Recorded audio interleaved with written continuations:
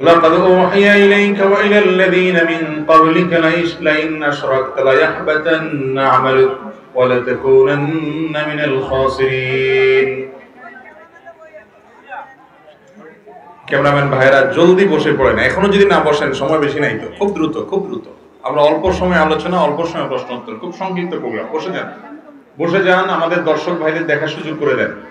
জাযাকুমুল্লাহ খাইর। Cameraman ভাইদের আপনারা মহব্বত করেন, ওনাদের মাধ্যমে লক্ষ লক্ষ মানুষ দেখবে ইনশাআল্লাহ। কিন্তু ক্যামেরাম্যান ভাইরাও মনে রাখেন যে মূলত প্রোগ্রামটা যাদের জন্য, তাদেরকে দেখতে না দিয়ে আপনি দূরের মানুষকে দেখতে দিলেন কেমন হবে?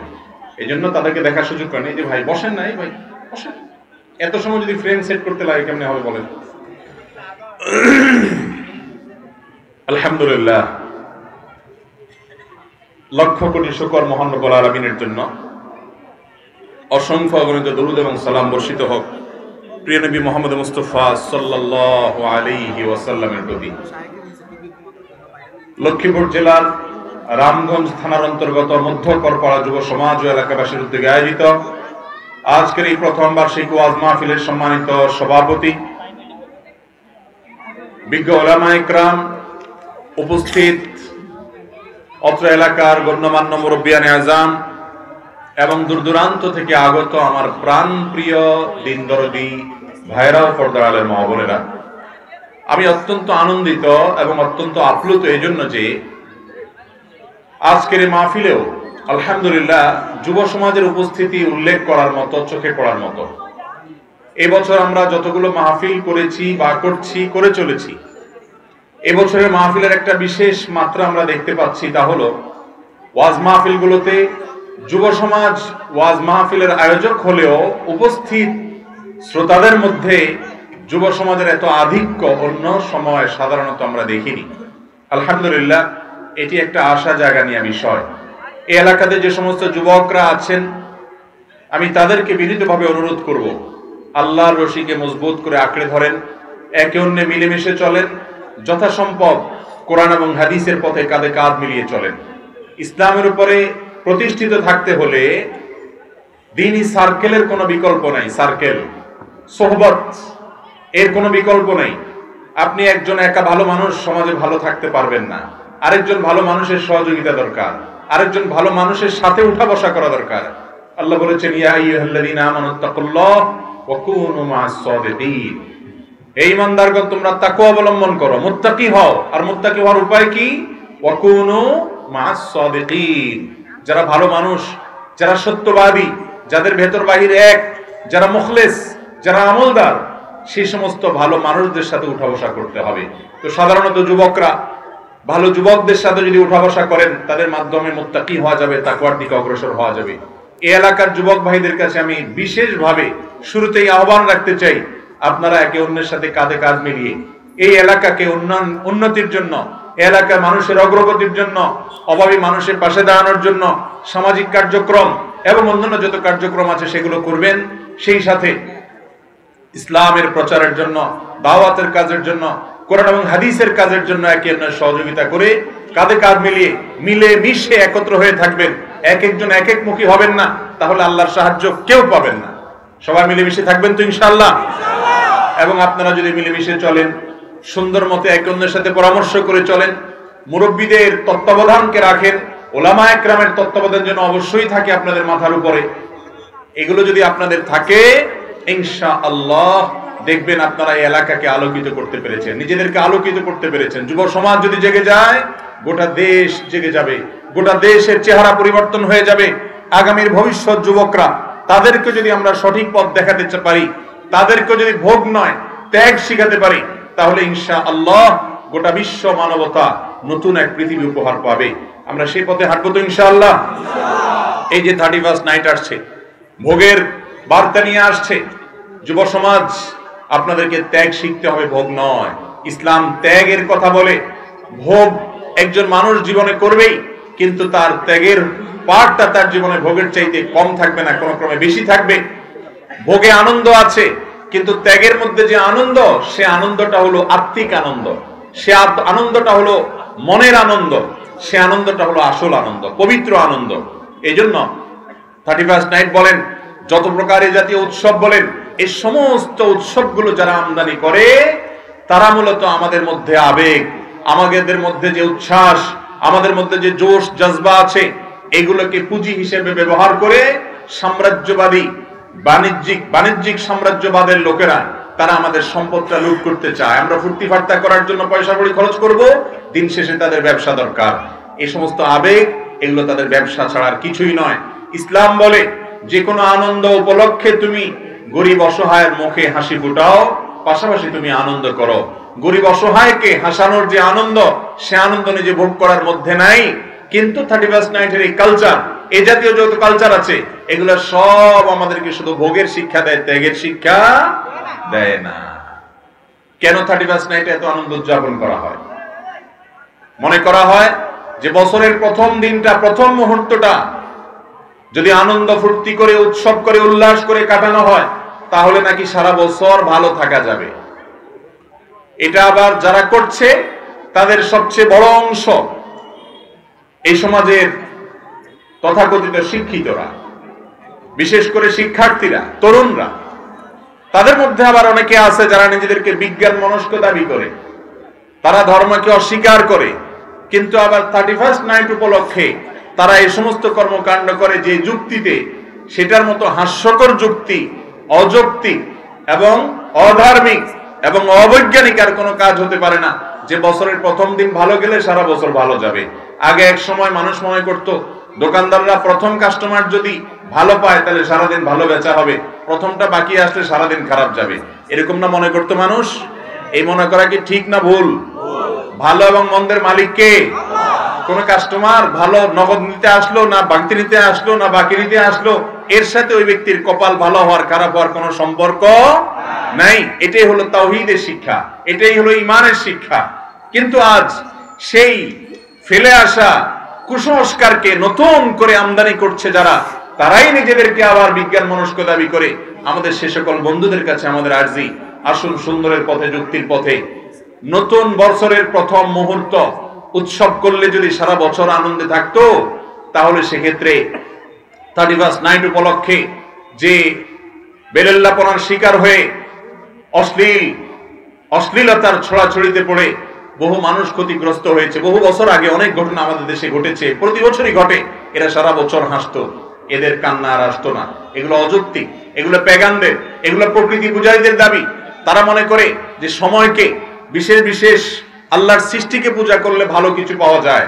মুসলমান মনে করবে ভালো কিছু পাওয়ার একমাত্র রাস্তা হলো ভালো আমল করা, ভালো কাজ করা আর আল্লাহর কাছে দোয়া করা, এছাড়া আর কোনো রাস্তা খোলা আছে?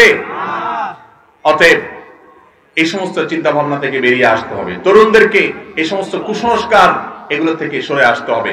আপনারা মনে করেন 31st নাইটের রাতে, রাত 12টা 1 মিনিটে আপনি বাজি ফুটেলেন, ফটকা ফুটেলেন, আপনি এরকম ভাবে আতশবাজি করলেন, আনন্দ ফুর্তি করলেন, আপনি মনে করলেন যে আপনি সারা বছর ভালো থাকবেন।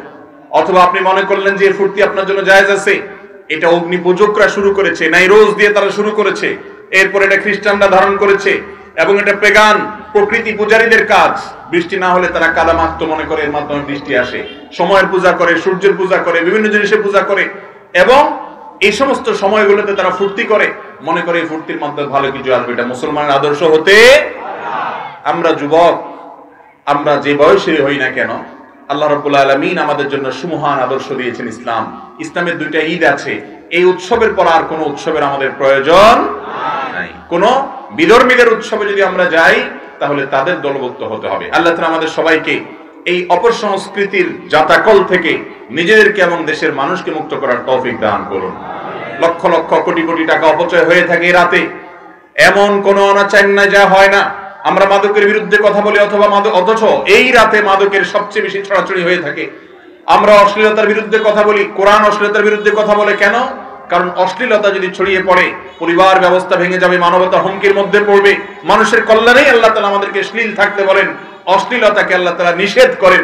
সে অশ্লীলতার প্রমোশন করে এরপরে যদি যুবকদেরকে বলা হয় তোমরা সঠিক পথে থাকো, নিজেদেরকে নিয়ন্ত্রণ করো, সেটা কোনোদিনই সম্ভব হবে না। একটা সুস্থ স্বাভাবিক সমাজের জন্য বাহির থেকে ধার করে আনা আমদানির কোনো প্রয়োজন নাই।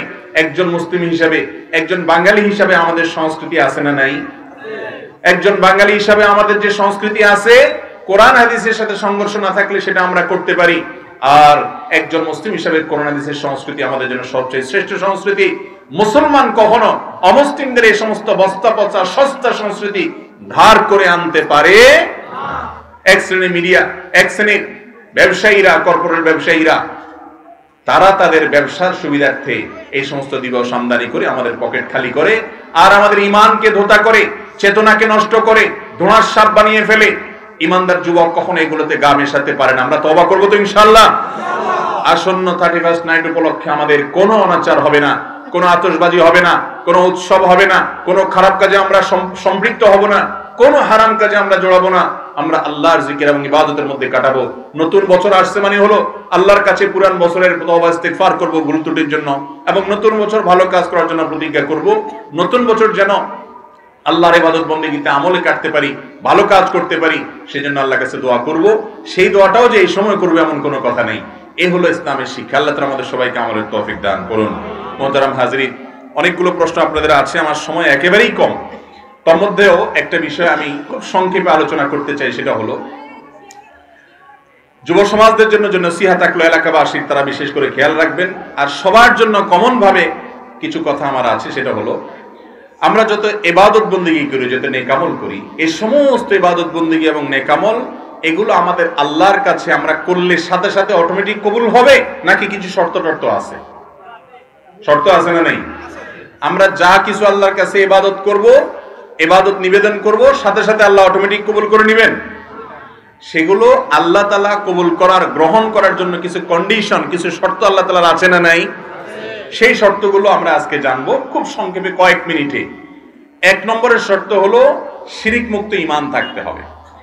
আল্লাহর কাছে কোনো আমল করলেন, দোয়া করলেন, 2 রাকাত সালাত আদায় করলেন, একটা সিয়াম রাখলেন, তেলাওয়াত করলেন, হজ করলেন, উমরা করলেন, দায় রাখলেন, ওয়াজ শুনলেন, ওয়াজ করলেন, যত ভালো কাজ করেন, এই সমস্ত ভালো কাজ আল্লাহ রাব্বুল আলামিনের কাছে কাউন্টেবল হতে হলে এক নম্বরের শর্ত হলো আপনার মধ্যে ঈমান থাকতে হবে, এমন ঈমান যে ঈমানের ভিতরে নেফাকে আকবর, শিরকে আকবর, কুফরে আকবর নাই, শিরিক নাই, শিরিক মুক্ত ঈমান আছে। এরকম ঈমান থাকলে তখন আল্লাহ তাআলা আপনার আমার আমল কি করবেন? কবুল করবেন।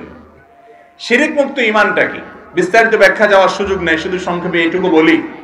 আমরা ঈমানদার এবং তাওহীদবাদী, আল্লাহ তাআলার প্রতি আমরা আমাদের তাওহীদের স্বীকারোক্তি দিয়েই ঈমানদার হয়েছি। আশহাদু আল্লা ইলাহা, আল্লাহ ছাড়া সত্যিকারের ইবাদতের উপযুক্ত আর কেউ, কোন পীর সাহেব, জীবিত মৃত, কোন মাজার, কোন কবর, কোন ব্যক্তি, কেউ কি আমাদের উপাসনা, আমাদের পূজা, আমাদের ইবাদত, আমাদের বন্দেগী, আমাদের কপাল, আমাদের সেজদা, আমাদের প্রার্থনা এগুলো পাওয়ার হকদার আছে?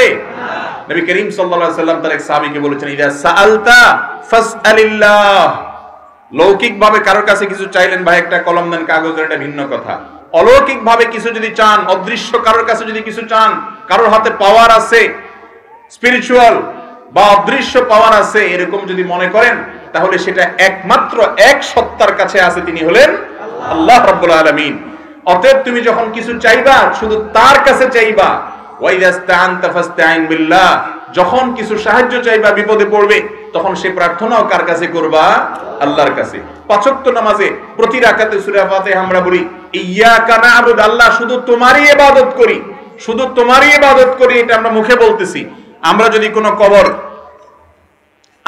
কোনো কবরে সিজদা করি, আমরা যদি কোনো কবরে পূজা করি, আমরা যদি কোনো কবরে গিয়ে দোয়া করি, কবরওয়ালার কাছে সন্তান চাই, ব্যবসার উন্নতি চাই, নির্বাচনে জয়লাভ করা চাই, এই কাজগুলো যদি আমরা কোনো মাজারওয়ালার কাছে, যিনি শায়িত আছেন অথবা জীবিত আছেন, মনে করি তার হাতে পাওয়ার আছে, তিনি বাবা পার করে দিবেন, এরকম যদি কোনো বিশ্বাস আমরা রাখি, এর নাম শিরিক। এর নাম কি ভাই? আর এই শিরিক সম্পর্কে আল্লাহ তাআলা বলেছেন, হে রাসূল, আপনাকে ওহী প্রেরণ করা হয়েছে, আপনার আগে সমস্ত নবী রাসূলদের জন্য কমন অর্ডার ছিল, সমস্ত নবী রাসূলদের জন্য একটা কমন নির্দেশনা ছিল, ওহী ছিল, যদি শিরকে লিপ্ত হন, আগে যত আমল করেছেন সবগুলো ক্যান্সেল হয়ে যাবে, সবগুলো বরবাদ হয়ে যাবে, ওয়ালা তাকুনান্না মিনাল খাসিরিন, আর আপনি ক্ষতিগ্রস্ত হয়ে যাবেন। এই জন্য ঈমানদার তার ঈমানকে বাঁচাবে শিরক থেকে। চেষ্টা করব তো ইনশাআল্লাহ। কোন মাজারে, কোন কবরে, কোন পীর, জীবিত মৃত আমাদেরকে সন্তান দিতে পারে, ব্যবসার উন্নতি দিতে পারে, আমাদের নির্বাচনে জয়লাভ করাতে পারে, কোন কল্যাণ এনে দিতে পারে, কোন ক্ষতির হাত থেকে বাঁচাতে পারে? বাঁচানোর একমাত্র মালিক কে? আল্লাহ রাব্বুল আলামিন। আর সেজন্য আমরা নামাজে বলি ইয়্যাকা না'বুদ। বাংলা কোরআন খুলে দেখেন অর্থ কি লেখা আছে, আল্লাহ শুধু তোমারই ইবাদত করি, তোমারই শুধু করি, তোমার সাথে আর কাউকে করি না, শুধু তোমার করি।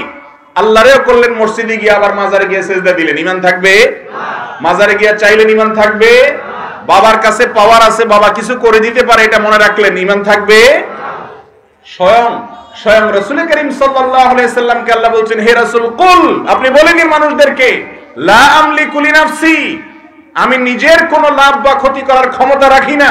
রাসূল সাল্লাল্লাহু আলাইহি সাল্লাম বলতেছেন তারও লাভ ক্ষতির জন্য তিনি কার কাছে চাইতেন? আল্লাহর কাছে চাইতেন।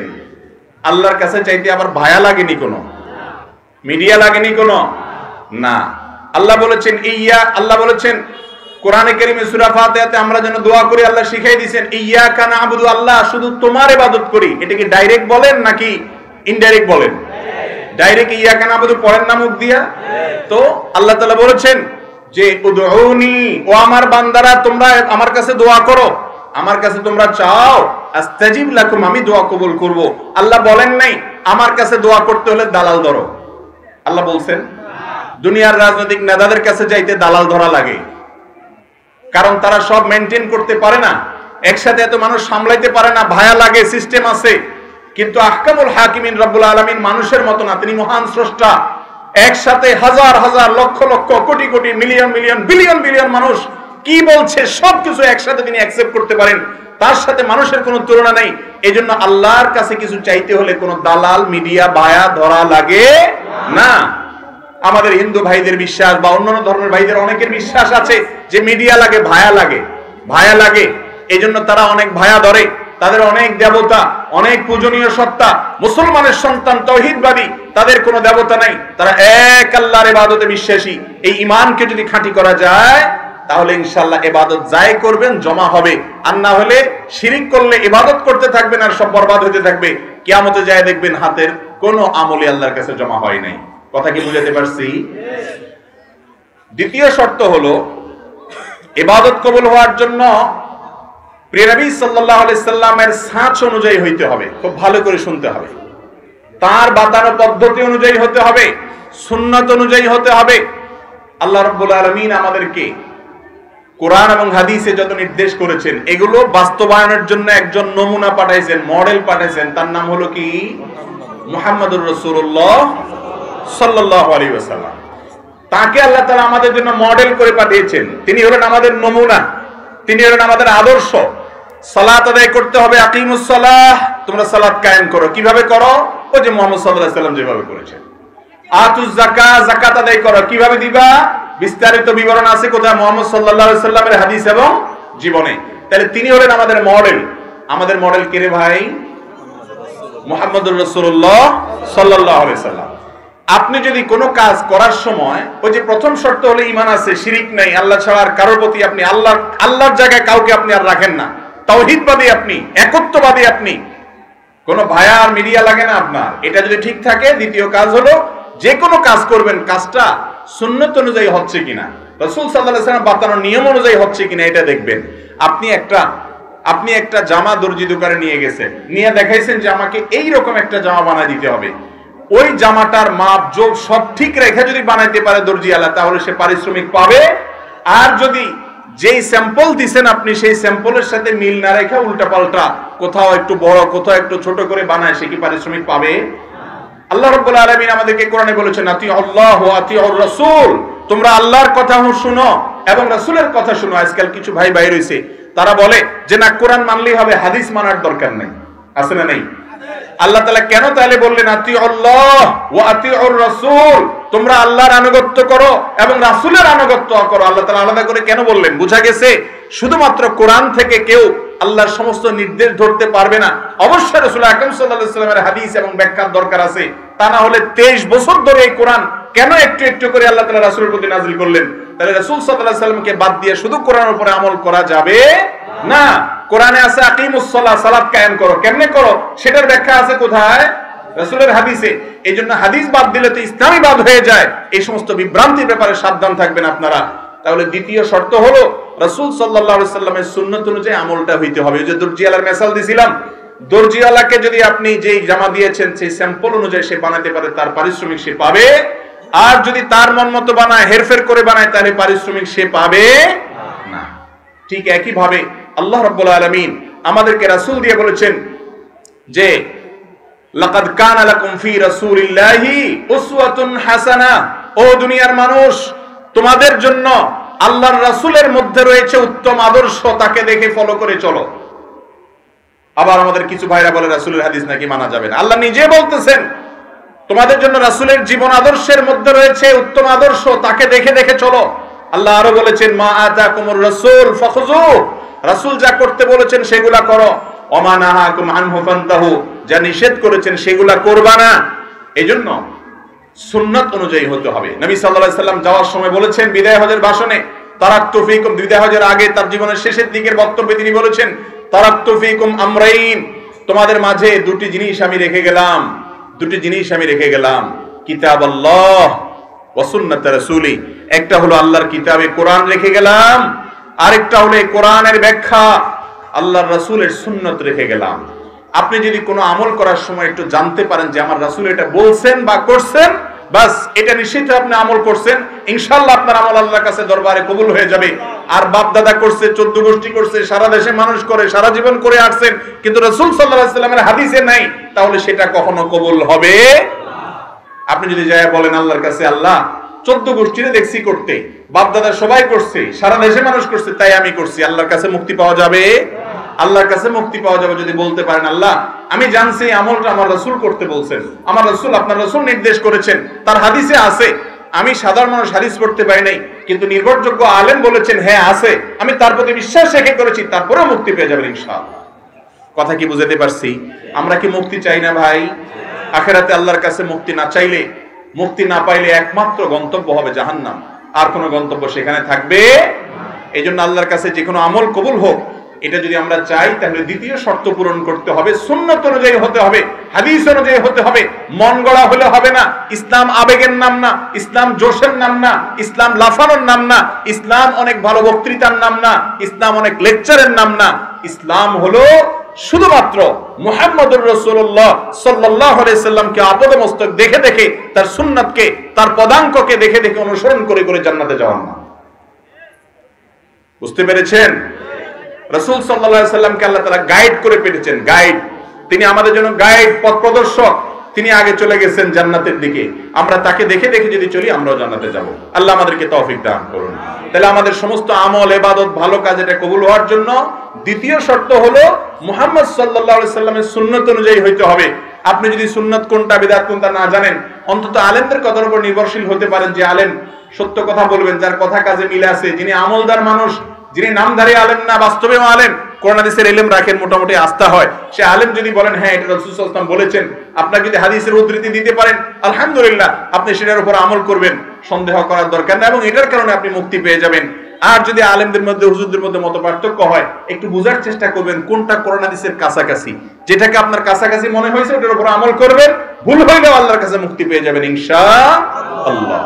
কিন্তু মূল হইতে হবে হাদিসে আছে কিনা, রাসূল বলছেন কিনা, নাকি বাপ দাদা দেখবেন? বলেন, বাপ দাদা দেখবেন? এলাকা দেখবেন?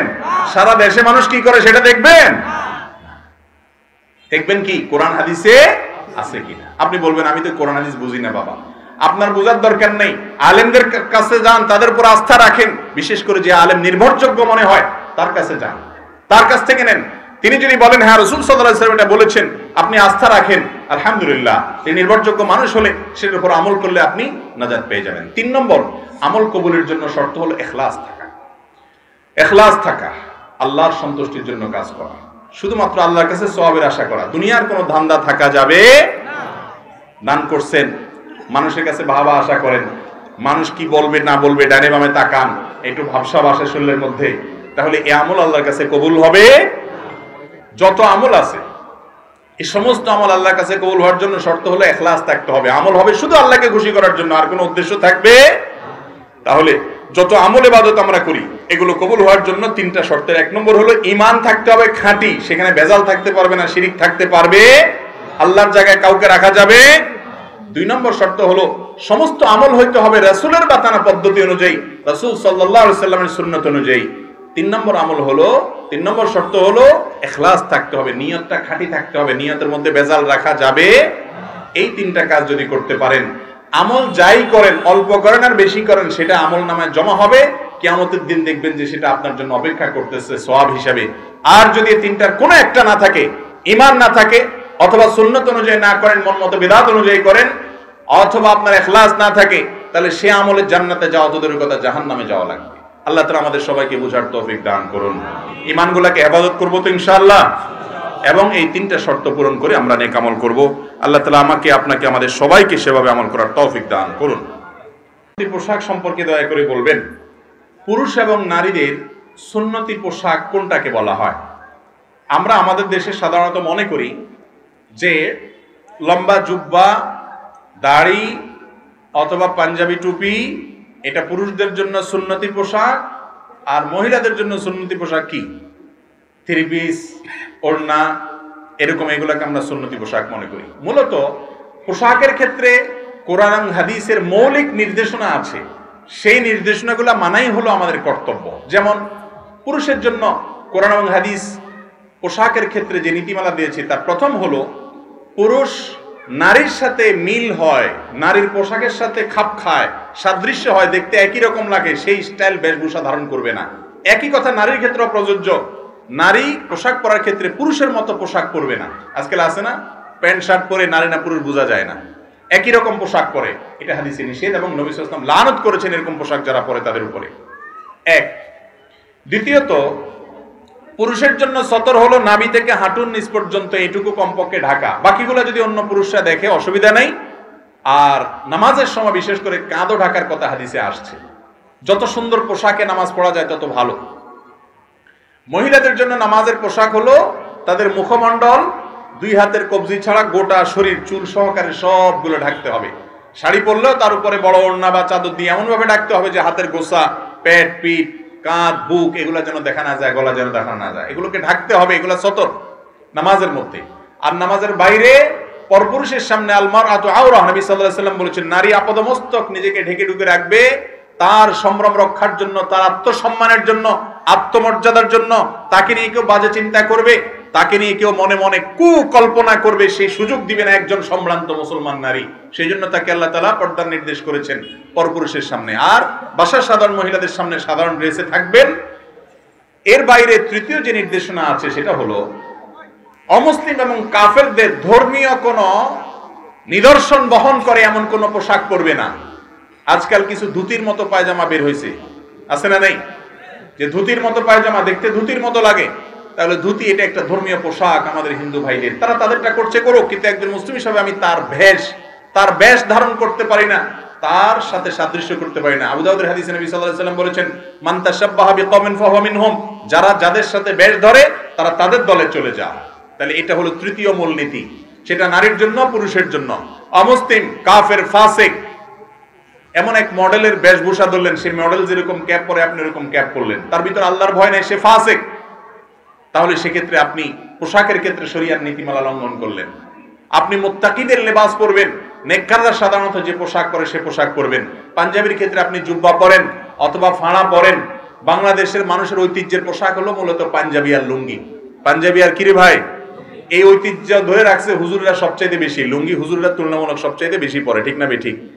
মাস্টাররা লুঙ্গি কম পরে, হুজুররা একটু বেশি পরে, অথচ লুঙ্গিটা হলো আমাদের দেশের ঐতিহ্য। প্যান্ট এটা তো আমাদের দেশের ঐতিহ্য না, ঠিক না বেঠিক?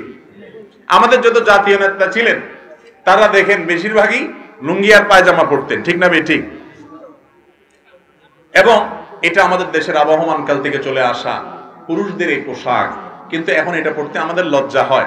আমাদের যুবকরা তো বাইরে বাসায়ও লুঙ্গি আজকাল পড়তে চায় না। শহরের যুবকরা তো 3/4 প্যান্ট ছাড়া আর কিছু বুঝে না, চুঙ্গা পড়তে জানে শুধুমাত্র, লুঙ্গি পড়তে জানে না। কি স্বাধীনতা লুঙ্গিতে আছে, এটা যদি জানতো তাহলে সবাই লুঙ্গি ধরতো। যাই হোক, তো লুঙ্গি আর প্যান্ট কথা না, প্যান্ট যদি কোনো যুবক পরেন সেটা যদি ঢিলা ঢালা হয়, সেটা যদি পর্দা মানে পোশাকের যে নীতিমালা আছে এটা লঙ্ঘন না হয়, কোনো অসুবিধা নেই। আপনি এমন টাইট পোশাক যদি পরেন তাতে আপনার শরীরের অঙ্গ প্রত্যঙ্গ বুঝে আসে, সতরের যে অংশগুলো সেগুলো প্রকাশিত হয়ে যায়, স্পষ্ট হয়ে যায়, বোঝা যায়, তাহলে সেটা জায়েজ নাই। মেয়েদের পোশাকের জন্য আমাদের একটা মৌলিক নীতিমালা হলো যে মেয়েরা তারা এমন পাতলা পোশাক পরবেন না যেই পোশাক পরার কারণে পরা না পরা সমান। নবী সাল্লাল্লাহু আলাইহি ওয়াসাল্লাম বলেছেন রুব্বা কাসিয়াতিন ফিদ দুনিয়া আরিয়াতুন, রুব্বা কাসিয়াতুন আরিয়াত, অনেক মহিলা আছে দুনিয়াতে এমন পোশাক পরে পাতলা, এরা পোশাক পরে না পরার সমান। এই পোশাক পরার না পরার সমান সব দেখা যায়, আছে না নাই এরকম? এই পোশাক কিনা জায়েজ নাই, বিশেষ করে বাহিরে পরার জন্য, চলার জন্য। পুরুষরা এগুলা কিনবেন না, মহিলারা এগুলা পরবেন না। এবং এই ধরনের উলঙ্গপনা পোশাক, এগুলো অশ্লীলতা জোয়ার সমাজে নিয়ে আসে, এর কারণে গুনাহগার হবে যারা পড়ে। তারা যারা পড়তে দেয়, যে সমস্ত পুরুষরা কিনে দেয়, তারা হলো দায়ুস, জান্নাতে যাবে না। আবার কিছু পোশাক আছে আজকাল এমন টাইট, যে টাইট পোশাকের কারণে শরীরের অঙ্গ প্রত্যঙ্গগুলো ফুটে যায়। ছোট ছোট বাচ্চা মেয়েদেরকে পর্যন্ত আজকাল এমন পোশাক পরানো হয় যেগুলো দৃষ্টিকটু, অশ্লীল। কমপক্ষে হাফ হাতা, কোয়ার্টার হাতা পর্যন্ত বাচ্চাদের জামা বানাই দিবেন, মেয়ে বাচ্চাদের। একটু ঢোলা ঢালা যেন থাকে সেদিকটা খেয়াল করবেন। আর পুরুষরাও একই কথা প্রযোজ্য, যে এমন কোনো পোশাক পরবেন না যেটা ফাসিকদের সাথে সাদৃশ্য হয়। আজকাল যুবক ভাইরা অনেকে দেখা যায় এমন গেঞ্জি পরে, এমন প্যান্ট পরে যে রুকুতে গেলে এক এক দেশে চলে যায়। একটা পূর্বাকাশে, একটা পশ্চিম আকাশে চলে যায়, মাঝখান দিয়ে মাজা দেখা যায়, নামাজও হবে না। এই রোগটা আমাদের মধ্যে আছে না নাই?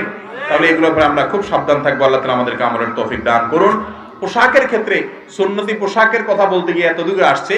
পোশাকের ক্ষেত্রে শরীয়তের যে ড্রেস কোড আছে সেটা খেয়াল করবেন। পুরুষ টাকুর নিচে পোশাক পরবেন না, বিশেষ করে প্যান্ট, লুঙ্গি, চাদর, জুব্বা, এগুলো টাকুর নিচে যেন না যায়। আর মহিলারা তারা টাকনুর নিচে পড়বেন, টাকনুর উপরে পড়বেন না। এখন উল্টা হয়ে গেছে, প্লাজো পায়জামা বাইর হয়েছে, টাকনুর 1 বিঘত আধা বিঘত উপরে থাকে, আর পুরুষের প্যান্ট অটোমেটিক টাকনুর নিচে চলে যায়। ঠিক না বেঠিক? রাসূল সাল্লাল্লাহু আলাইহি ওয়াসাল্লাম যেটা নিষেধ করছেন, ইবলিস ওইটা আমাদেরকে দিয়ে বেশি করায়, কারণ সে জানে আমরা রাসূল সাল্লাল্লাহু আলাইহি ওয়াসাল্লামের কথা শুনলে জান্নাতে চলে যাব। এইজন্য তার সাথে সংগ্রাম করতে হবে। পুরুষ টাকনুর নিচে পোশাক পরবেন না। ম্যাক্সিমাম যুবক এবং পুরুষরা টাকনুর নিচে পোশাক পরেন। নবী সাল্লাল্লাহু আলাইহি ওয়াসাল্লাম বলেছেন যারা এরকম পোশাক পরে তারা জাহান্নামে যাবে, তাদের ওই অংশ জাহান্নামে যাবে। এইজন্য পোশাকের ক্ষেত্রে এই সমস্ত ড্রেস কোডগুলো আমরা মাথায় রাখবো। এগুলো মাথায় রেখে যদি চলেন, ইনশাআল্লাহ আপনার পোশাক পরা জায়েজ হবে। এক্ষেত্রে নবী করিম সাল্লাল্লাহু আলাইহি ওয়াসাল্লাম, সাহাবায়ে কেরাম, তাদের থেকে টুপি পরার বিষয়টা সাবেত আছে, প্রমাণিত আছে। কিন্তু টুপি পরলে আলাদা সওয়াব হবে কিনা, এর আলাদা কোনো ফজিলতের কথা আসছে বলে আমার জানা নাই। তবে পড়ছেন তারা, তাদের মহব্বত, রাসূল সাল্লাল্লাহু আলাইহি ওয়াসাল্লামের মহব্বতে পড়লে এটা সওয়াব হবে অবশ্যই, এর বেশি কিছু না। আল্লাহ তাআলা আমাদেরকে বোঝার তৌফিক দান করুন। ভাই, অনেক মানুষ বাইরে দাঁড়ায় আছে। আপনারা যদি একটু 1 ইঞ্চি 1 ইঞ্চি করে একটু নাড়াচড়া করেন শীতের দিন, তাহলে তারা একটু বসতে পারে। একটু মেহেরবানি করে উঠেন, কয়েক সেকেন্ডের জন্য উঠেন। অনেক জায়গা গ্যাপ আছে, একটু উঠেন। ওই যে ভাইদেরকে একটু বসতে দেন, প্লিজ প্লিজ। আল্লাহর জন্য একটু নড়াচড়া করেন, আল্লাহ তাআলা ইনশাআল্লাহ আপনাদেরকে এর জন্য উত্তম বিনিময় দিবে। ফাফসাহু ইয়াফসাহিল্লাহু লাকুম।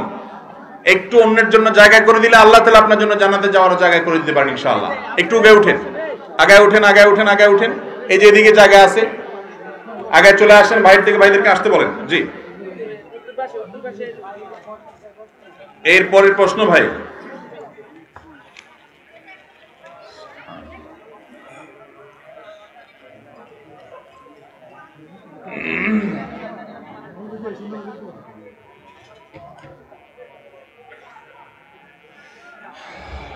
জি ভাই, আসছেন? বসে যান।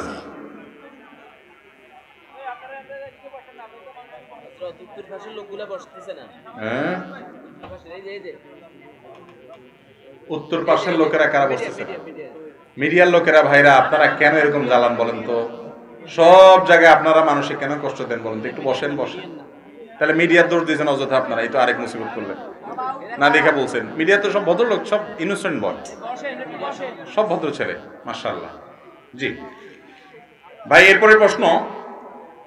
প্রায় 1 বছর আগে আমার পরিবার এক প্রবাসী ছেলের সাথে আমার বিয়ে ঠিক করেন এবং আমাকে আংটি পরিয়ে রাখেন। পরিবারের সম্মতিতে ছেলের সাথে যোগাযোগ রাখি।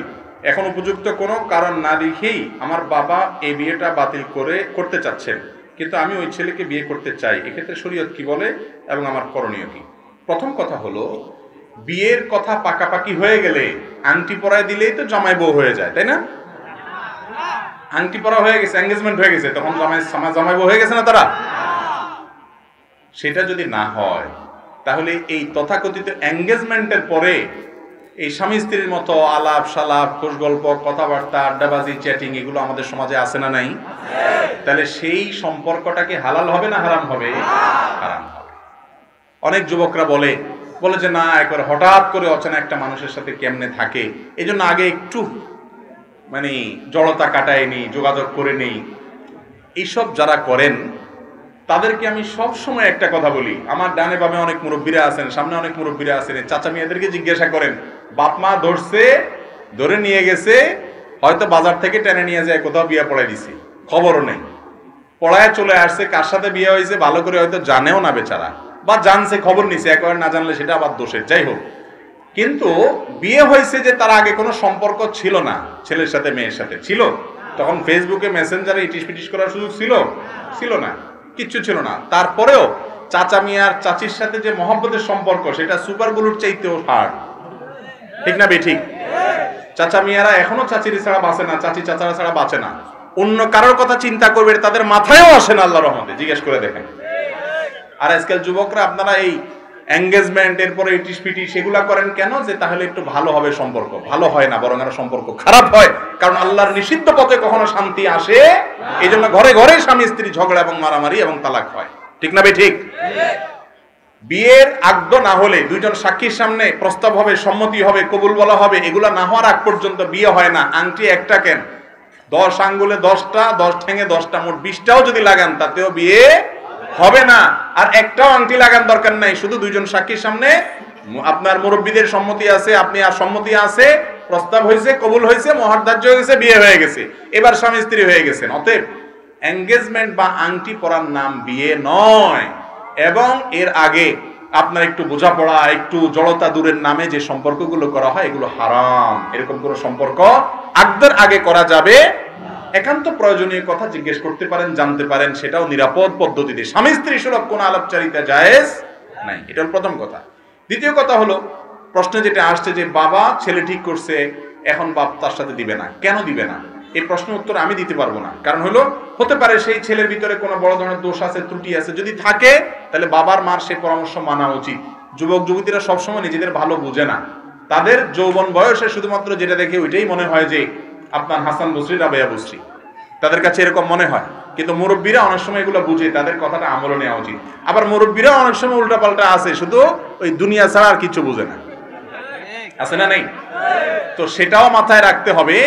এবং মনে রাখবেন, শরীয়ত ছেলে বা মেয়ের সম্মতি ছাড়া জোরপূর্বক বিয়ে দেওয়ার কোনো অনুমতি কোনো মুরব্বীকে দেয় না। ইসলামে এটা জায়েজ।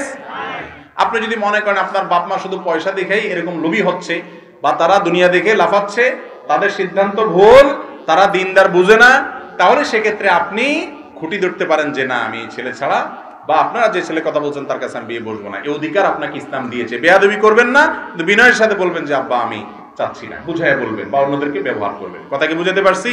এটা জায়েজ আছে। এরপরে প্রশ্ন হলো, আমরা জানি নামাজের মধ্যে যে সমস্ত ফরজ রয়েছে, যদি কোনো একটি ফরজ বাদ যায়, সেই ফরজগুলোর কোনোটা বাদ গেলে কি নামাজের ক্ষতি হবে, নাকি শুধু গুনাহ হবে আর কি? শরীয়তে কি বলে? নামাজের যে ফরজগুলো আছে, কোনো একটা ফরজ যদি বাদ যায় তাহলে কি দিতে হবে? সেজদা সাহু দিলে নামাজ হবে না? মাশাআল্লাহ, আপনারা তো অনেক মাসালা জানেন। যদি নামাজের কোনো ফরজ ছুটে যায় তাহলে কোনো সেজদা সাহুতে কুলাবে না। ওযু ছুটে গেল নামাজের মধ্যে, শেষে সেজদা সাহু দিয়ে দিলেন, কাজ হবে? আবার পড়তে হবে নামাজ, তারপরে আর পড়া যাবে, যাই ওযু করে এসে নামাজ পড়তে হবে। অর্থাৎ কোনো ফরজ ছুটে গেলে ওইটা হবে না, ওইটা পুনরায় আবার আদায় করতে হবে। আর যদি ওয়াজিব ছুটে যায় তাহলে সেজদা সাহু দিলে আদায় হবে। আর সুন্নাত ছুটে গেলে কিছুই করা লাগবে না। নামাজের মধ্যে মোট 3 ধরনের ভুল হয়। কয় ধরনের ভুল হয়? সুন্নাত, ওয়াজিব, ফরজ। সুন্নাত ছুটলে কিছুই করতে হবে না, ওয়াজিব ছুটলে সেজদা সাহু দিতে হবে, আর ফরজ ছুটলে নামাজ হবেই না। কথা বুঝতে পারছি? আবার করতে হবে। এরপরে প্রশ্ন হলো, হাঁটুর উপর কাপড় উঠলে অনেকে বলে ওযু নষ্ট হয়ে যায়, আবার অনেকে বলে ওযু নষ্ট হয় না, কারণ ওযু ভঙ্গের কারণের মধ্যে নাকি হাঁটুর উপর কাপড় ওঠার কথা নাই। এক্ষেত্রে শরীয়ত কি বলে? খুব সুন্দর প্রশ্ন। এবং এই ভুল ধারণাটা আমাদের এই অঞ্চলে একটু বেশি। এই অঞ্চলে মানুষের মধ্যে দেখা যায় যে এই ধরনের ধারণা একটু বেশি। হাঁটুর উপরে কাপড় উঠলে বলে যে ওযু চলে গেছে। আসলে কি যায়? না। হাঁটুর উপরে কাপড় ওঠার সাথে ওযু যাওয়ার সম্পর্ক, ওযু যাওয়ার সম্পর্ক কিসের সাথে বলেন তো?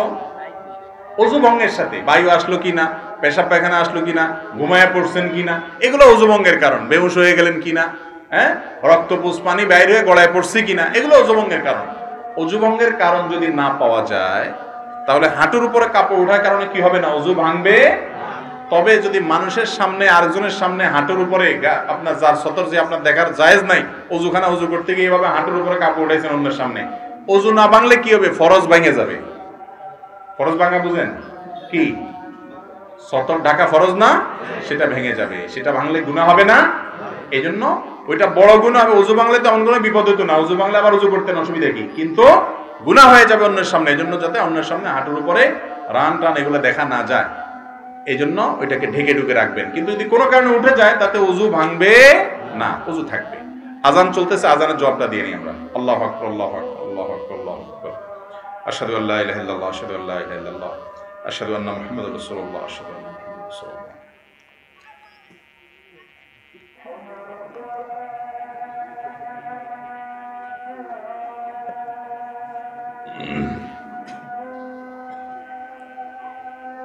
লা হাওলা ওয়ালা কুওয়াতা ইল্লা বিল্লাহ।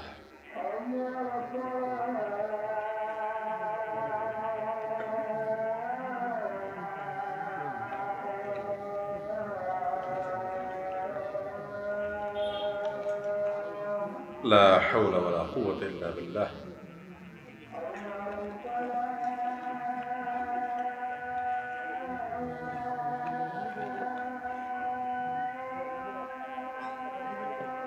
لا حول ولا قوة إلا بالله.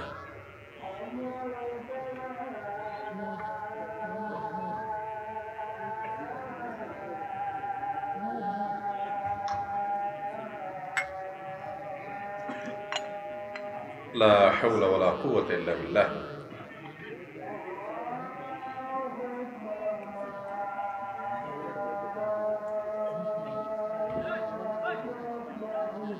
الله أكبر، الله أكبر.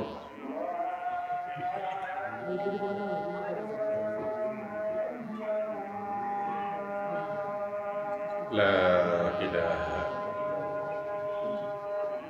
إله إلا الله. اللهم صل على محمد. رضيت بالله ربا والإسلام النبي. اللهم رب هذه الدعوة التامة والصلاة القائمة.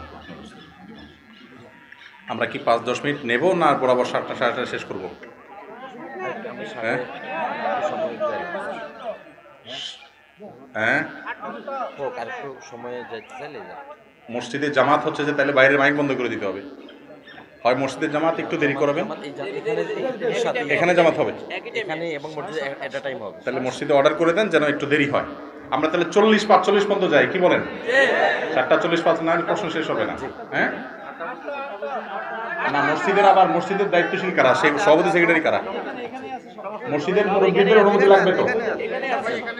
মসজিদের মুরব্বীরা অনুমতি দিচ্ছেন সভাপতি সেক্রেটারি?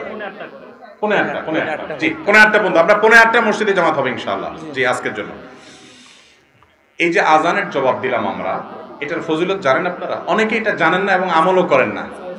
অনেকের কাছে বিষয়টা নতুন। সেটা হলো মুয়াজ্জিন যখন আজান দেয়, মুয়াজ্জিন যা বলে, নবী করিম সাল্লাল্লাহু আলাইহি সাল্লাম সহিহ মুসলিম হাদিসে আসছে, তিনি আমাদেরকে নির্দেশ করেছেন যে যেন আমরা কুলু মিসলা মা ইয়াকুলুল মুয়াজ্জিন, মুয়াজ্জিন যা বলে আমরা যেন সেটা বলি। এটা হলো আজানের জবাব। কিভাবে সেটা? মুয়াজ্জিন যখন আল্লাহু আকবার আল্লাহু আকবার বলে, বলার পর আমরা কি বলবো? আল্লাহু আকবার আল্লাহু আকবার। মুয়াজ্জিন আবার যখন আল্লাহু আকবার আল্লাহু আকবার বলবে, আমরা কি বলবো? আল্লাহু আকবার আল্লাহু আকবার বলবো। মুয়াজ্জিন যখন আশহাদু আল্লা ইলাহা ইল্লাল্লাহ বলে, আমরা কি বলবো? আশহাদু আল্লা ইলাহা ইল্লাল্লাহ। মুয়াজ্জিন যখন আশহাদু আন্না মুহাম্মাদুর রাসূলুল্লাহ বলবে দুইবার, আমরা কি বলবো? প্রত্যেকবার বলার পরে আমরা আশহাদু আন্না মুহাম্মাদুর রাসূলুল্লাহ বলবো। আশহাদু আন্না মুহাম্মাদুর রাসূলুল্লাহ, আশহাদু আন্না মুহাম্মাদুর রাসূলুল্লাহ বলবো। আবার মুয়াজ্জিন যখন হাইয়া আলাস সালাহ বলে, আমরা কি বলবো? লা হাওলা ওয়ালা কুওয়াতা ইল্লা বিল্লাহ। এই একটা শুধু বেশ কম, আর সবগুলো যেমনি আছে এমনি। মুয়াজ্জিন যখন আবার বলবে হাইয়া আলাস সালাহ, কি বলবো? লা হাওলা ওয়ালা কুওয়াতা ইল্লা বিল্লাহ। মুয়াজ্জিন যখন বলবেন হাইয়া আলাল ফালাহ, তখন কি বলবো? লা হাওলা ওয়ালা কুওয়াতা ইল্লা বিল্লাহ। আবার মুয়াজ্জিন যখন হাইয়া আলাল ফালাহ বলবে, একই ভাবে লা হাওলা ওয়ালা কুওয়াতা ইল্লা বিল্লাহ পড়ব। মুয়াজ্জিন যখন আল্লাহু আকবার বলবে, আমরা আল্লাহু আকবার বলবো। যখন লা ইলাহা ইল্লাল্লাহ বলে, আমরা কি বলবো? লা ইলাহা ইল্লাল্লাহ। এই যে মুয়াজ্জিন যা যা বলছেন সাথে সাথে তা বলছেন, শুধু হাইয়া আলাস সালাহ হাইয়া আল ফালাহ সময় লা হাওলা ওয়ালা কুওয়াতা ইল্লা বিল্লাহ পড়ছেন। এটার লাভ কি জানেন? সুবহানাল্লাহ, অফুরন্ত লাভ।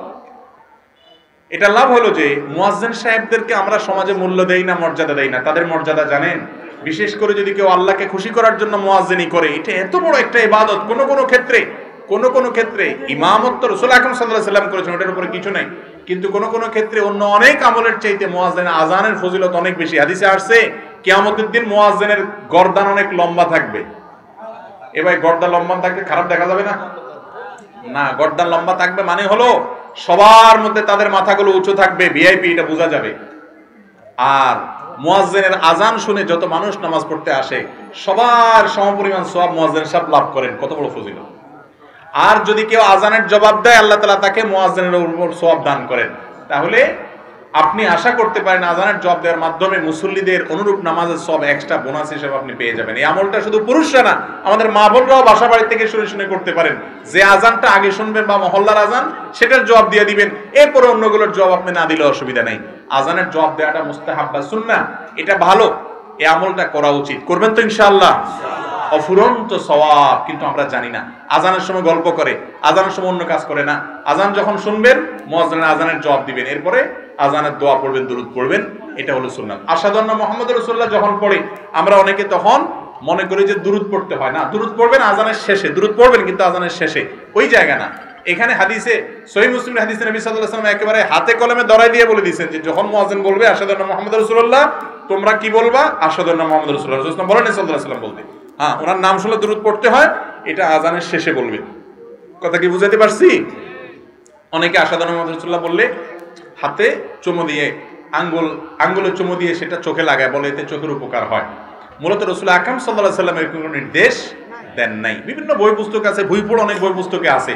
নবী করিম সাল্লাল্লাহু আলাইহি ওয়াসাল্লাম আজান দেওয়ার পর যে জবাব শিক্ষা দিয়েছেন সেখানে এরকম কোনো কথা বলা হয়নি। আজানের জবাব দেব তো ইনশাআল্লাহ।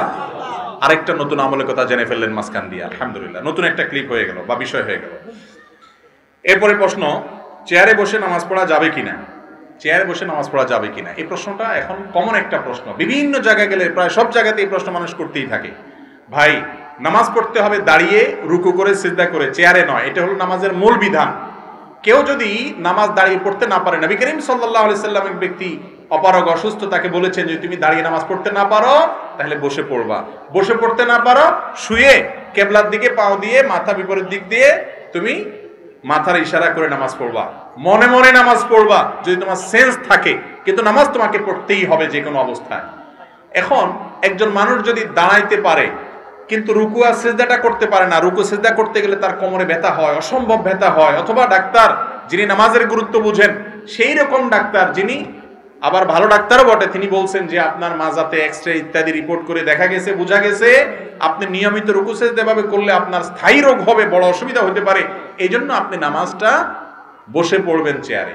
এরকম যদি কোনো ধর্ম বুঝে, নামাজ বুঝে এরকম ডাক্তার, আবার ডাক্তারও ভালো, তিনি যদি বলেন যে হ্যাঁ এটাতে বড় কোনো অসুবিধা আছে, সত্যি বড় কোনো অসুবিধা হয় বা এত ব্যথা হয় যে আপনার চিৎকার শুরু হয়, তাহলে সেক্ষেত্রে আপনি দাঁড়ানোর সময় দাঁড়ায়া জামাতে নামাজ পড়বেন, রুকুর সময় সিজদার সময় বসে রুকু সিজদা ইশারা করবেন, একটু ঝুঁকে রুকুর নিয়ত করবেন আর একটু বেশি ঝুঁকে সিজদার নিয়ত করবেন, এটা জায়েজ আছে।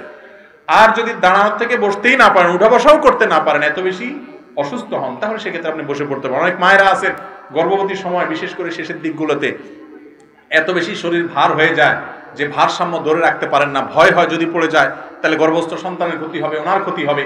এরকম যদি সিরিয়াস পর্যায়ের কোনো মহিলা থাকেন, খুব কম থাকে এরকম, তাহলে বসে নামাজ পড়তে পারেন। বিশেষ করে ফরজ নামাজটা দাঁড়িয়ে, নফলগুলো ইচ্ছা কিন্তু এমন বসে পড়া যায়, সেটা করতে পারেন। অনেকে বলে চেয়ারে বসে নামাজ পড়া হয় না, এই কমন ভাবে বলা ঠিক না। নবী সাল্লাল্লাহু আলাইহি ওয়াসাল্লাম বসে নামাজ পড়তে বলছেন, আপনি চেয়ারে বসবেন না, নিচে বসবেন, আপনার পর বসে পড়তে পারেন, জায়েজ আছে। কিন্তু আমাদের দেশে দেখা যায় যে একটু কোমরে ব্যথা হলে, একটু শরীরটা ভালো লাগতেছে না আজকে, চেয়ারে বসে দবাস করে নামাজ শুরু করে দিস। উনি নিজের মধ্যে একটা ভাব আছে কিনা আল্লাহ জানে যে একটু আমি চেয়ারে বসে, সবাই আপনার রুকু সিজদা করতেছে না। ভাই, কিয়ামতের দিন আল্লাহ তাআলা সিজদা করতে বলবেন, ইয়াউমা ইউদআউনা ইলা সুজুদ।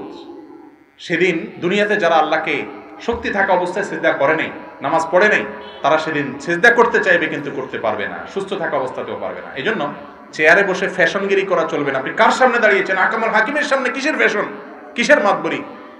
আর বিশেষ করে তরুণ যুবকদেরকে বলছি, এই যে চেয়ারে বসে নামাজ পড়ছে, জিজ্ঞেস করে দেখেন মুরব্বীদেরকে, সে তৃপ্তি হয় না, ভালো লাগে না। আল্লাহকে একটু সেজদা ভালো করে দিতে না পারলে নিজের মনে শান্তি আসে না, রুকুটা সেরকম ভালো করতে পারলে না করলে ভালো লাগে না।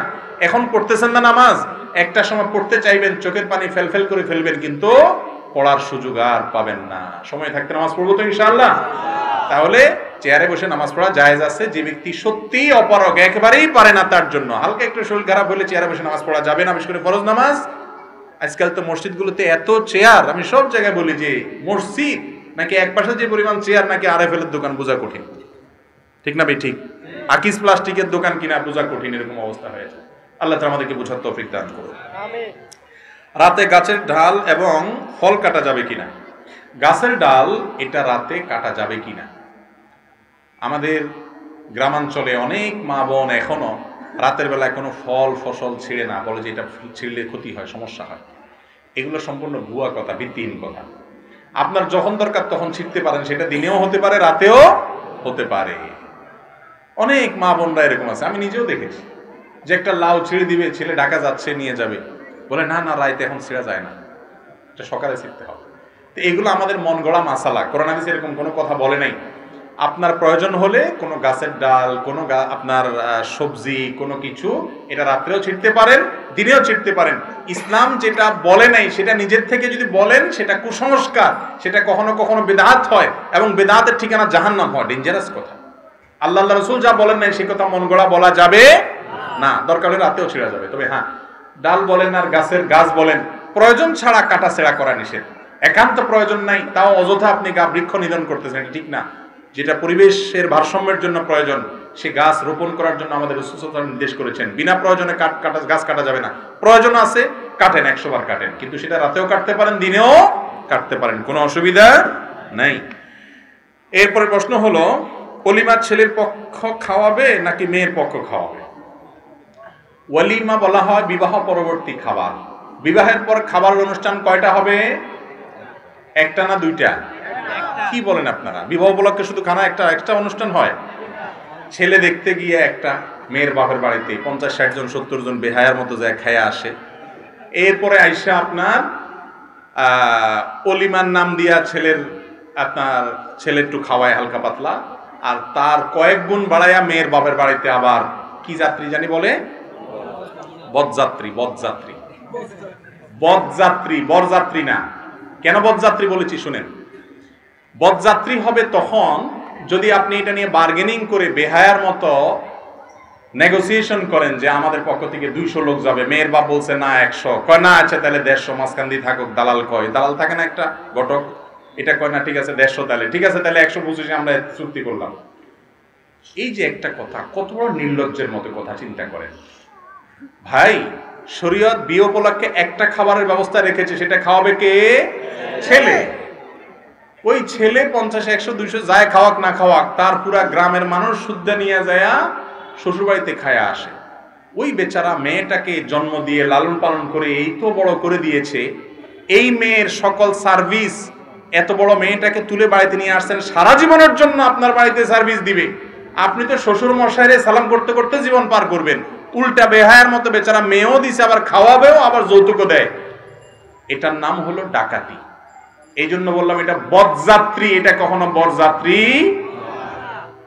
আপনি আপনার বাপ চাচা 2-4 জন মুরব্বী যাইতে পারেন, বড় বিয়ে উপলক্ষে খাওয়াবে ছেলে, কিন্তু আমাদের সমাজে বিশেষ করে মেয়ে জন্ম দিয়া বাপ মা যেন ভুল করে ফেলছে, অপরাধ করে ফেলছে। যুবকরা, এই অনাচারের বিরুদ্ধে আপনাদেরকে দাঁড়াতে হবে যে আমার বিয়েতে অনাচার আমি করতে দিব না। মুশকিল হলে এটা যখন বলবে তোর মুরব্বীরা বলবে বাবারে বিয়ের আগে হাতে শ্বশুরবাড়ির পক্ষে কথা কয়, বিয়ে করলে জানে কি করব, ঠিক না ভাই? ঠিক বলবেন না। আমি উল্টা পাল্টা অন্যায় ভাবে শ্বশুরবাড়ির পক্ষে টানবো না ইনশাআল্লাহ। মা বাবার সাথে কারোর কোনো তুলনা নেই, মা বাবা মাথার উপরে।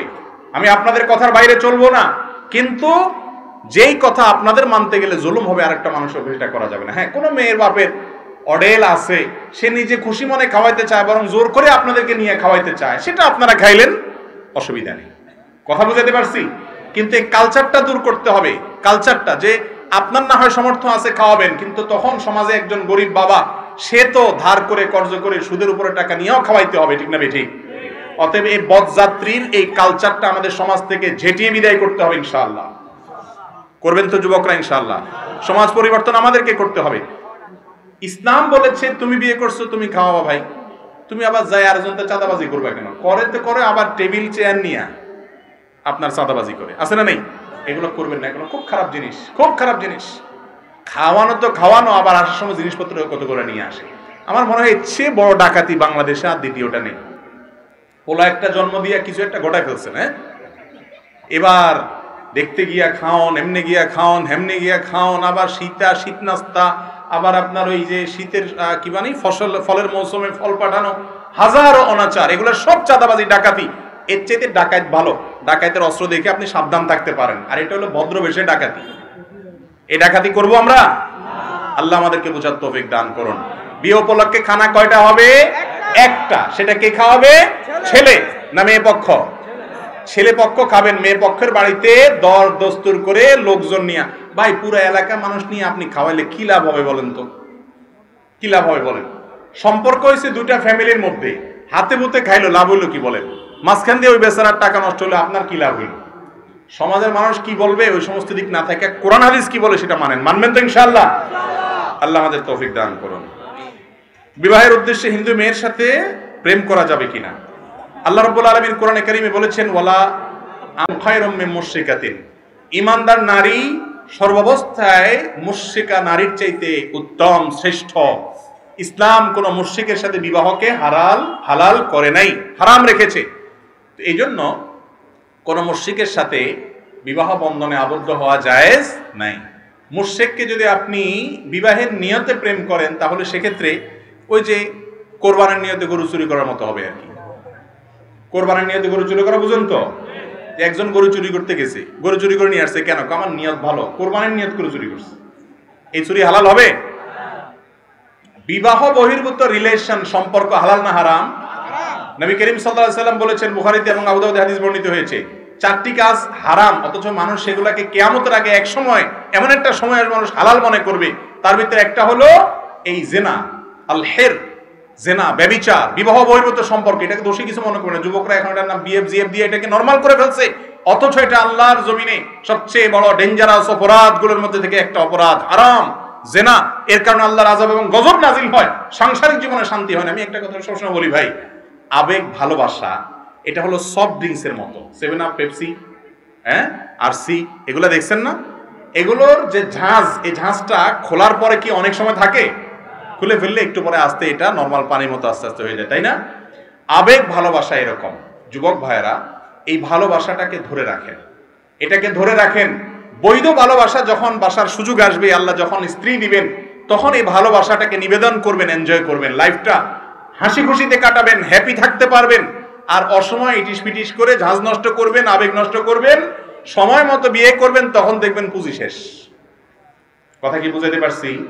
এই জন্য যেগুলো এই বিবাহ বহির্ভূত সম্পর্ক করে, এগুলোর ম্যাক্সিমাম দাম্পত্য জীবনে শান্তি থাকে না, ঝগড়াঝাটি লাগে। দেখেন ওই যে প্রেমের টিচার যারা, এই অবৈধ সম্পর্কের যারা প্রশিক্ষক, নায়ক নায়িকা, গায়ক গায়িকা, বিভিন্ন মডেল তারকা, এরা আপনাদেরকে নাটকে সিনেমা দেখায় কেমনে বাপ মার সাথে বেয়াদবি করে, সমাজের কথা না শুনে, আল্লাহর কথা না বাদ দিয়ে, আল্লাহর কথা বাদ দিয়ে তারপরও ধরি পালায় যাইতে হবে, যাইয়া প্রেম জয় করে ফেলতে হবে। এসব আকতা কুকতা দেখায় না এরা।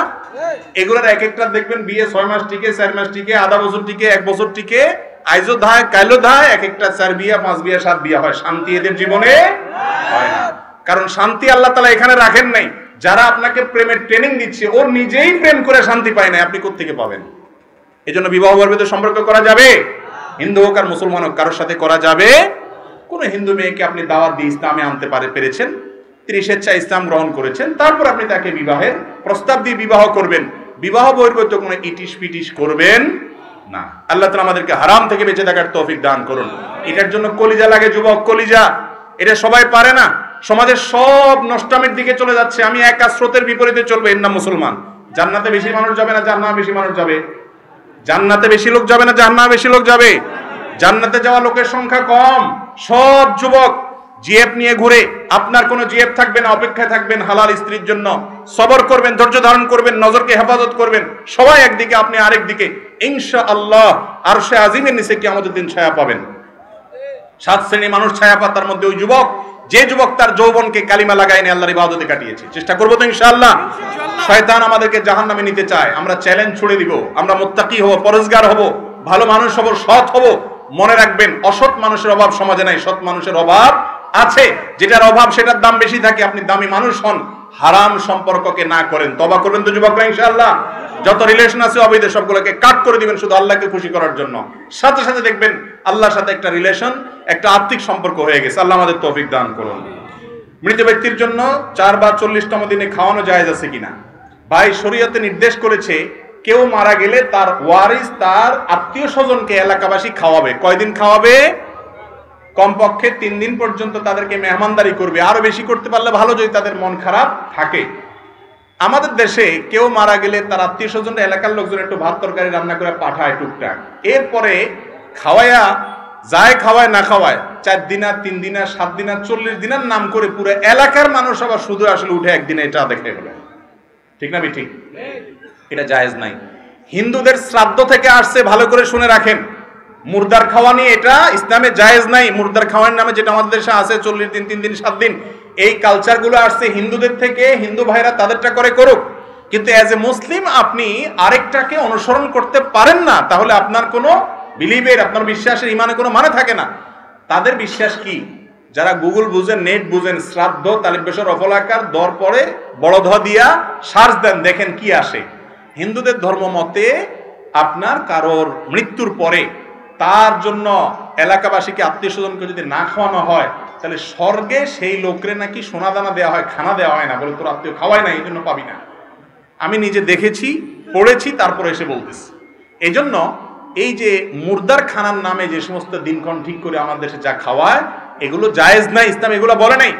যে মারা গেছে তার পরিবারে খাওয়াবেন, তাদের কাছ থেকে খানা আদায় করবেন না। হ্যাঁ, তারা তাদের বাবা মার তরফ থেকে গরিব দুঃখীকে কোনো দিনক্ষণ ঠিক করা ছাড়া এতিমখানাতে এমনি গরিবদেরকে খাওয়ার, এটা ভিন্ন কথা। কিন্তু সামিয়ানা টাঙ্গায় ফুর্তি করে খাওয়াবেন। ভাই, মানুষ কখন খাওয়ায়? খুশির চোটে খাওয়ায়। বিয়ে করছেন, খুশি, একটা বউ ঘরে আসছে নতুন, মাশাআল্লাহ, এই খুশিতে অলিমা খাওয়াই দিবেন, তাই না? ছেলে হয়েছে, আল্লাহ সন্তান দিছে, মেয়ে হয়েছে, সন্তান দিছে, এই খুশিতে আকিকা খাওয়াই দিবেন। ছেলে পাশ করছে পরীক্ষা, চাকরি পাইছে, খুশির চোটে মিষ্টি খাওয়ান, তাই না? যত খাওয়া খাওয়াই ব্যাপার আছে, এগুলো সব খুশির চোটে হয় না দুঃখের চোটে হয়? খুশির চোটে হয়। আপনার বাপ মারা গেছে, গোটা এলাকা মানুষের গরু জবা করে খাওয়া দিচ্ছে, মানে বিরাট খুশি যে বুড়া মরছে, জমি জমার ভাগ পাইলাম। এখন ব্যাপারটা কি সেরকম? খুবই আপত্তিকর এই বিষয়টা, খুবই আপত্তিকর। এটার বিরুদ্ধে একটু দাঁড়াইতে হবে। এটাও খুব কঠিন কাজ। এটা করলে এলাকাবাসী বলবে কি পোলাপান রাখি গেছে, আরে কারো করে হাত ধোয়ায় না একখানা। ঠিক না ভাই? ঠিক। আপনার হাত ধোয়াইতে হবে, আরেকজন আপনার হাত কি লুলা হয়ে গেছে, পানির অভাব হচ্ছে, তলরছে? আসলে হাত ধোয়ানো তো কথা না, মানে খাওয়ায় না। এই অনাচারের বিরুদ্ধে দাঁড়াইতে হবে যে আমার বাবা মারা গেছেন, মা মারা গেছেন, আমি তাদের পক্ষ থেকে একটা টিউবওয়েল করে দেবো, মসজিদে কিছু টাকা দান করবো, কিছু গরিব মানুষকে দিব।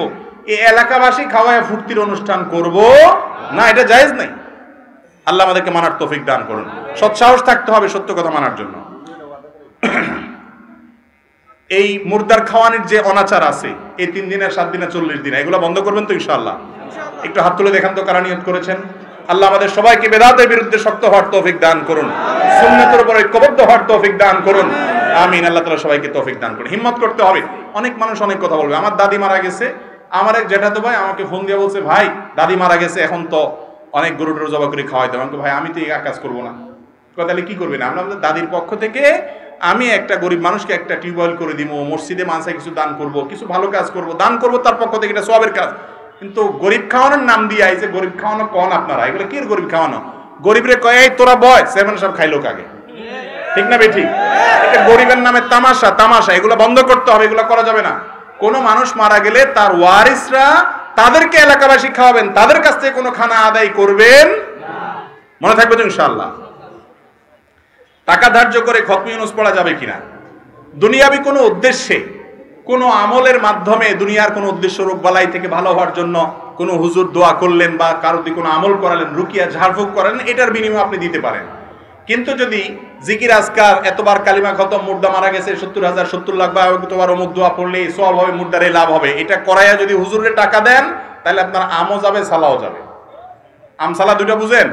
সওয়াব তো যে পড়ে সে পাবে, আর আপনি টাকাও দিলেন, তাহলে হে বেটা সওয়াব পাইলে পাইলো, তার ব্যাপার, আপনি তো পাইলেন না, টাকাও গেল, আমসালা দুইটাই গেল, লাভ কি হলো? হ্যাঁ, আপনি আপনার ওয়ারিসের সবাই মিলে পড়েন। এটা পয়সা দিয়ে সবকিছু কিনা যায় না। আখিরাতের আমল এবং সওয়াব এটা পয়সা দিয়ে কিনা যায় না। এভাবে যার যারটা শেষে করতে। আল্লাহ বলেছেন লাইসা লিল ইনসানি ইল্লা মা সা, মানুষ যেটা নিজের জন্য আমল করে সেটাই সে পাবে, অন্যটা সে পাবে না। গর্ভবতী মহিলার স্বামী জানাজা পড়তে পারবে কিনা? কত ফতোয়াবাজি যে আমাদের দেশে মহিলাদের বিরুদ্ধে চলে, যত ফতোয়ার অত্যাচার দুই শ্রেণী মানুষের উপরে, এক হলো মহিলা, আর একটা হলো মসজিদের ইমাম সাহেব, মুয়াজ্জিন সাহেব। ইমাম সাহেব, মুয়াজ্জিন সাহেবদের উপরে যত ফতোয়া, হুজুররা এটা করতে পারবো নি, ওইটা করতে পারবো নি। আরে ভাই, হুজুরদের জন্য কি আলাদা শরীয়ত আছে? আর মহিলাদের জন্য যত সব উল্টাপাল্টা কথা। খবরদার, এরকম কোন কুসংস্কার ইসলামে নাই। কোন মহিলা গর্ভবতী থাকলে তার স্বামী জানাজা পড়বে না পড়বে তার ব্যাপার, এটার লগে মহিলার কি সম্পর্ক? কয় মহিলা নাকের ইয়া খুললে, আপনার নাকফুল খুললে কয় স্বামীর ক্ষতি হয়ে যায়, এসব কথা বলে না বলে না? আমি বলি যে এইটা যদি সত্য হতো তাহলে মহিলারা তো বিরাট বড় অস্ত্র হাতে পেয়ে যেত, কারণ স্বামী তেরিং বিরিং করলে সাথে সাথে নাকফুলটা খুলে ফেলে যে চান্দু কাহিনী করবা তুমি, নাকফুল খুলে বলো তোমার ক্ষতি হয়ে যাবে। এসব হাস্যকর কথা, ফালতু কথা। মহিলার নাকফুল থাকলেই কি এতে স্বামীর কোনো ক্ষয়ক্ষতি হবে? এগুলো কুসংস্কার, এগুলোকে আমাদের দূর করতে হবে। 3 কুল পড়ে কবর জিয়ারত করা হয়, এটা কি সঠিক কিনা? দাফনের শেষে মুনাজাত করা যাবে কিনা? কবর জিয়ারতের জন্য সুন্নাত হলো সালামু আলাইকুম দারা কওম মুমিনিন ওয়া ইন্না ইনশাআল্লাহু বিকুম লাহিকুন নাসআলুল্লাহ লানা ওয়া লাকুম আল আফিয়া। এটা হলো কবর জিয়ারতের সুন্নাত। সালাম পেশ করবেন সেখানে গিয়া। কবর জিয়ারত করতে হলে 3 বার কুল হুয়াল্লাহ পড়তে হবে, একবার আল্লাহকুমুত তাকাসুর পড়তে হবে, এরকম কোনো কথা কোরআন হাদিসে বলা হয় নাই। আর মুর্দাকে দাফন করার পর দোয়া করা সুন্নাত, হাদিস দ্বারা প্রমাণিত। নবী করিম সাল্লাল্লাহু আলাইহি ওয়াসাল্লাম করেছেন। কিবলার দিকে ফিরে মুর্দাকে দাফন করা শেষ, কিবলার দিকে ফিরে দোয়া করবেন, আল্লাহ দুনিয়াতে সে যেরকম ইমানদার ছিল এখন যেন মুনকার নাকিরের জবাবে সে ইমানের উপরে অটল থাকতে পারে, আল্লাহ আপনাকে সে তৌফিক দান করেন তাকে। এটা আল্লাহর কাছে দোয়া করবেন, এটা সুন্নাত। কিন্তু এই দোয়াটা নবী করিম সাল্লাল্লাহু আলাইহি ওয়াসাল্লাম যে করেছেন, সম্মিলিতভাবে সবাইকে নিয়ে করেছেন, সবাই আমিন আমিন বলেছেন, এরকম কোনো প্রমাণ নাই। এজন্য এই দোয়াটা যারা উপস্থিত আছেন দাফন করার পর কিবলার দিকে ফিরে করবেন, এটা সুন্নাত। অনেকে বলে দাফন করার আগে মুনাজাতের কথা, দাফন করার আগে কোনো মুনাজাত সাবেত নাই। দাফন করার সময় দাফন করবেন বিসমিল্লাহি আলা সুন্নতি ওয়া মিল্লাতি রাসূলিল্লাহ বলে, এরপরে আল্লাহর দিকে কিবলার দিকে ফিরে আল্লাহর কাছে দোয়া করবেন। আল্লাহ পাক আমাকে পরপর 2টা মেয়ে দিয়েছেন, আমি নামাজ পড়ে আল্লাহর কাছে বলতাম, হে আল্লাহ আপনি আমাকে একটা ছেলে দিলে তাকে মাদ্রাসায় পড়াবো, কিন্তু ছেলেটা কোরআন শিখিয়েছি মাদ্রাসায় যেতে চায় না, করণীয় কি? ছেলে মাদ্রাসায় যেতে চায় না, এক্ষেত্রে দেখতে হবে মাদ্রাসার পরিবেশ হয়তো ভালো না। মাদ্রাসায় যেতে চাইবে না কেন? আজকাল আমাদের মাদ্রাসাগুলোতে হুজুররা বেশিরভাগ ক্ষেত্রে, আল্লাহ মাফ করুক, অনেক ভালো মাদ্রাসাও আছে, অনেক মাদ্রাসা আছে যে মাদ্রাসাগুলোতে হুজুররা বাচ্চাদের সাথে মিশতে জানে না, তাদেরকে বেশি মারে, বেশি শাসন করে, বেশি বকাঝকা দেয়, এমন ভাবে করে বাচ্চারা সেটা থেকে পালায়। আবার শয়তানও কাজ করে, স্কুলে যেতে চাইলে কয় বেশি করে যা, মাদ্রাসা গেলে কয় যাইস না। শয়তানের এখানে কাণ্ড কারখানা আছে। তো যাই হোক, মা বাবা একটা ভালো প্রতিষ্ঠান দেখবেন যেখানে ছেলে হাসি খুলে পড়বে, হেসে খেলে পড়বে এবং মন খুশিতে পড়বে, ইনশাআল্লাহ তাতে বল কল্যাণ হবে এবং এর মাধ্যমে আপনি সমস্যার সমাধান করতে পারেন। যদি একান্ত না হয়, জবরদস্তি করে তুই মার আর বাঁচ তোরে মাদ্রাসায় পড়া লাগবে, এরকম আবার জবরদস্তি করেন না, তাহলে ওটা নষ্ট হয়ে যেতে পারে। কোনো ভালো আলেমের সাথে পরামর্শ করবেন। আল্লাহর হুকুমে সবকিছু হয়, এটার যৌক্তিক ব্যাখ্যা সংক্ষেপে বলবেন। আল্লাহর হুকুমে সবকিছু হয়, এই কথাটা এইভাবে বলা ঠিক না। বলতে হয় সব আল্লাহর জ্ঞাতসারে হয়, আল্লাহর অজান্তে কিছু হয় না, কে কি করে সব আল্লাহ জানে, এটা ঠিক। আল্লাহর হুকুমে সবকিছু হয়, এই হুকুমে বলতে আমরা যেটা বুঝি সাধারণত ওই অর্থে এটা ঠিক না। কারণ একজন চোর চুরি করে, সেটাও কি আল্লাহ হুকুম করছে তারে? তবে হ্যাঁ, আমরা যারা বলি আল্লাহর হুকুমে সবকিছু হয়, আমাদের উদ্দেশ্য ওইটাই, মানে যে যা করে আল্লাহ তাআলা জানেন কে কি করতেছে, তাকে করার সুযোগ আল্লাহ দিয়ে রাখছেন, কিন্তু আল্লাহর হাতে সেটা আল্লাহ দেখতেছেন। আল্লাহর হুকুমে মানে আল্লাহর নিয়ন্ত্রণে আছে, আল্লাহ দেখতেছেন, আল্লাহর জ্ঞাতসারে আছে, এর মাধ্যমে সবকিছু হয়। আল্লাহর অনুমতি বা আল্লাহর জ্ঞাতসার ছাড়া কিছু হয় না, এটা ঠিক আছে।